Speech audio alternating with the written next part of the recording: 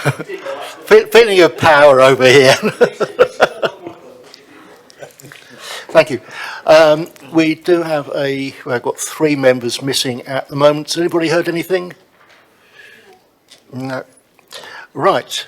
Welcome to the Audit and Accounts Committee on Monday, the 9th of December. First, the housekeeping. There are no fire alarms scheduled for the afternoon. Therefore, if the fire alarm sounds, please evacuate the building immediately. The fire exit is located at the rear of the building. Go down the stairs and then meet in War Memorial Park. Webcast of the meetings. Members, please note this meeting is being webcast live on the internet. And please switch your phones off or turn to silent.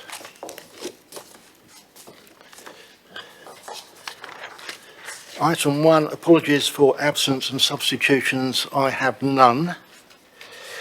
Declarations of interest, nothing. No urgent matters. No urgent matters. Right, minutes of the meeting held on the 23rd of September. Item 4, and if we can just do the tracker at the same time. 3 of the items which were raised have now been cleared, and as I understand it, the minutes should be adequate to cover the risk register item, as we are not responsible for the risk, only the strategy. So that doesn't, the individual risks do not come under our remit. Right, any points on the minutes? Thank you. We can move on to item 6, the Internal Audit Progress Report. Thank you, Chair. So this is the regular progress report for the work of the Internal Audit team, covering the period September to November. The audit's completed. I've summarised in a table on page 17, paragraph 4.1 of my report, which shows of the 5, there's 1 with full assurance, 3 with substantial, and 1 we've given a reasonable assurance.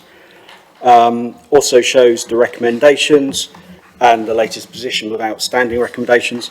And following a request from last audit committee, I've amended the way in which we report this now. So all the recommendations are shown in Appendix 1 of my report on page 21. So the first part of that shows the recommendations where we have amended the original agreed completion dates. So that now includes all recommendations, those of which are overdue and those that aren't overdue, but where we have changed the dates.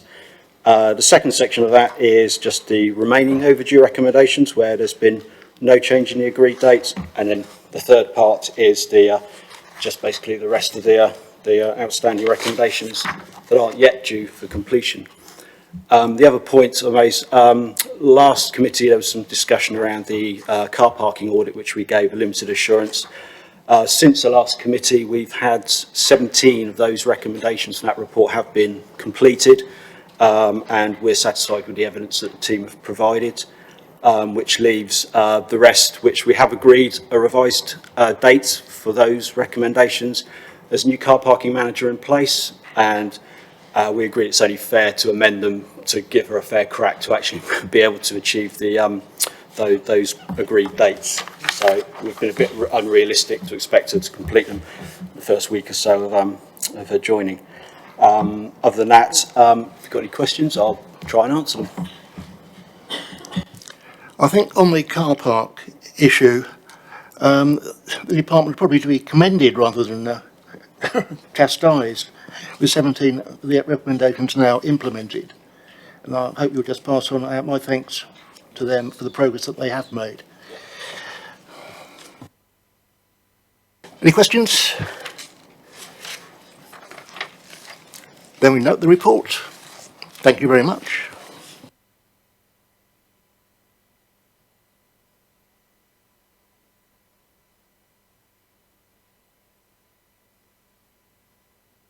Agenda item 7, protecting the public purse. Once again, the purpose of this report is to inform members of the Audit and Accounts Committee of the work that has been carried out during the year, and we can raise questions, but we aren't asked to approve, note, or anything on this one. Just listen. Thank you, Chair. As the Chair's just mentioned, this is just informing the committee of the work we've carried out this year so far. But what I'd like to do is bring to the attention of the committee Appendix 5, particularly page 79. This is a publication by the Cabinet Office which is called NFI Matters, and in this document they've actually used Basingstoke and Dean Borough Council as good practice, so it's encouraging to see that we're recognised by Cabinet Office, and I'm very pleased about that. Other than that, nothing else to say, so I'm happy to take questions. Any questions? Right. Well, despite what it says, I think we can note the report. Thank you.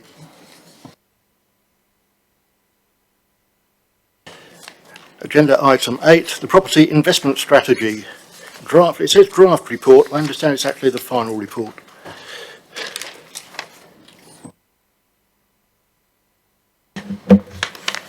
Yes, so this report will go to Cabinet. So it was drafted in this form in case there were any comments or notes to add to it, but it will go to Cabinet in its final version, but it is unchanged currently from this version. This is the position up to the end of September. So at that point, there's no change to the previously reported position. During the time of actually the report being published, and now we have actually finalised one further property investment, which we fully detailed in the Q3 report. But in essence, that now fully utilises the original £30 million plus just over £2 million of the additional £5 million. But what that does allow us to do is that will generate a return in the current year, which means that we've actually achieved the full year £1.7 million a year early. So whilst these obviously being signed and sealed and everything at the moment, we can give full details at the next meeting, but we have actually now fully utilised the fund.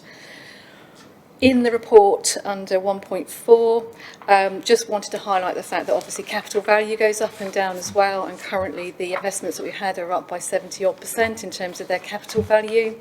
But obviously that fluctuates, but actually that's a significant return, and that's because we took the kind of ground lease and the head lease, and now the marriage value of those investments are actually significantly higher.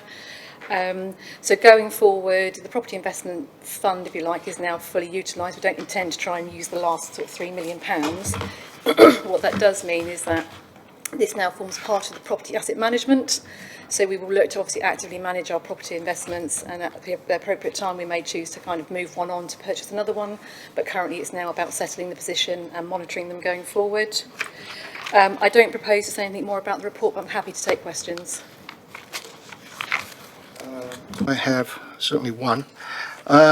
We talked about the additional money being headroom rather than an addition to the actual budget for spend. What's the progress on disposals to recoup that money? So as part of the asset management work that's currently being underdone, we're actually reviewing all of our assets, and obviously it's already been expressed that the recommendation around allowing this extra fund is that the first disposals have to reimburse the additional £2 million that we've spent on this additional property. So that's currently underway. There have previously been a list of disposals, but actually we're not just sticking to that list. We're actually reviewing all assets and actually bringing all assets back to the fore. So that will happen over the next few months in terms of reaffirming which are our next assets to dispose of. Thank you. Anybody else? Councillor Taylor. Thank you. On 1.4, where you've noted the valuations, who does the revaluations?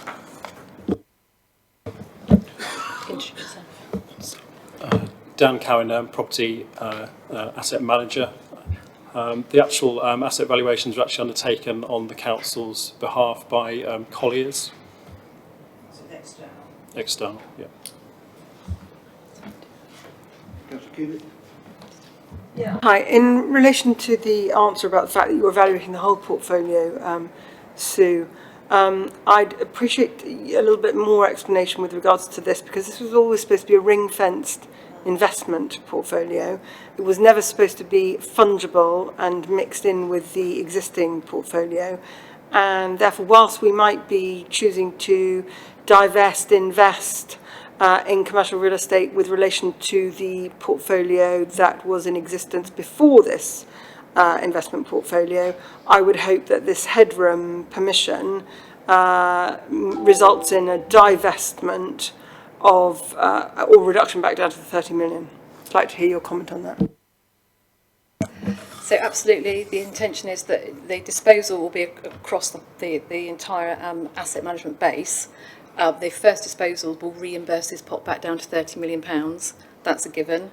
Then in terms of the monitoring of this, it's the monitoring of the assets that make up the £30 million in terms of the property investment strategy.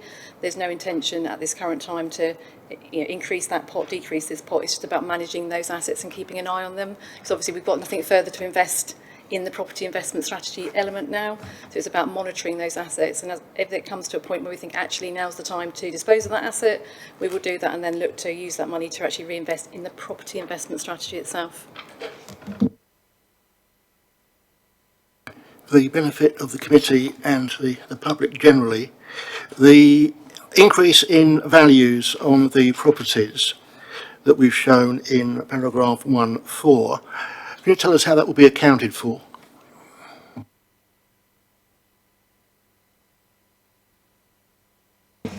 It will just be included in the balance sheet at the year end in terms of an increase in our asset values. And the surplus taken to reserves?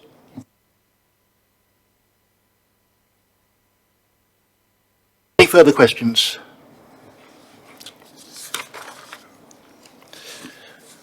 Right. Let's just note the report. Thank you.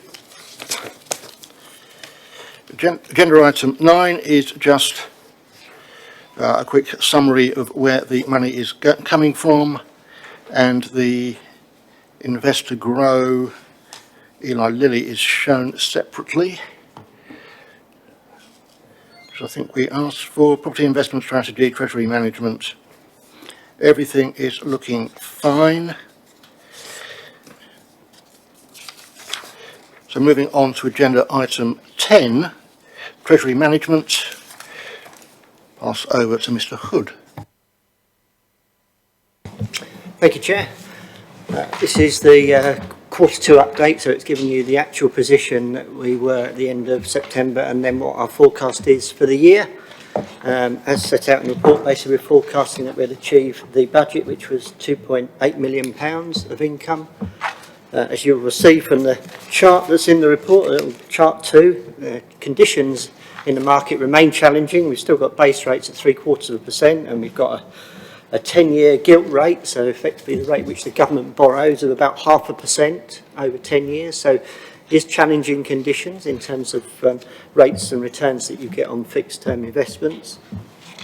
The forecast is based upon us doing some additional investment in this last quarter of the year.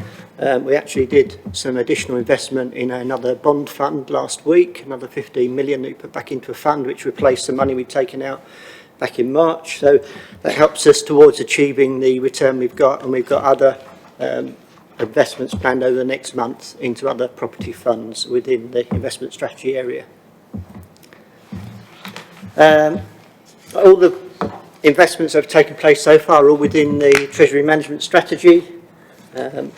And since we did the figures that are in this report here, which gives valuations of the external funds, they've actually improved by about 110,000 up to the end of October. We haven't got all of the figures in to the end of November, but there's not 3 out of 4 are in, and there's not a great deal of change in those. Thank you. Right, one clarification point in paragraph 1.1. In the scenario that we didn't have any further investment, the forecast was that we could be 0.12 million below budget. From what you've told me, that has now been plugged. In fact, you're anticipating slightly more. Yeah, that's correct, based upon the investment we made last week and the one that's coming up. Obviously, it all depends on what the actual returns are that we get up to the end of the year, but the anticipation is that, yes, we will slightly exceed that. Thank you. Any questions? Somebody wants to go home early. Right, so committee notes the report. I'll take that as a yes. Agenda item 11, General Data Protection Regulation. This once again is note that the committee is voted to note the improved performance of the council in relation to data breaches reported to the ICO, the improvement being that there were none. So that's the sort of improvement I like. But we mustn't get complacent. Note the report. Noted. Agenda item 12. Viewing of social networking sites and RIPA inspection update. And we have 3 uses of social media. Just for noting, everybody happy? Noted.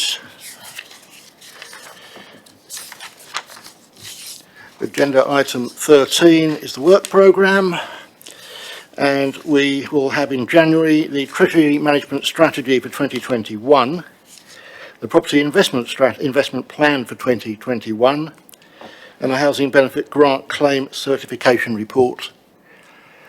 So I think certainly those first 2 are going to be particularly interesting as we move forward into next year.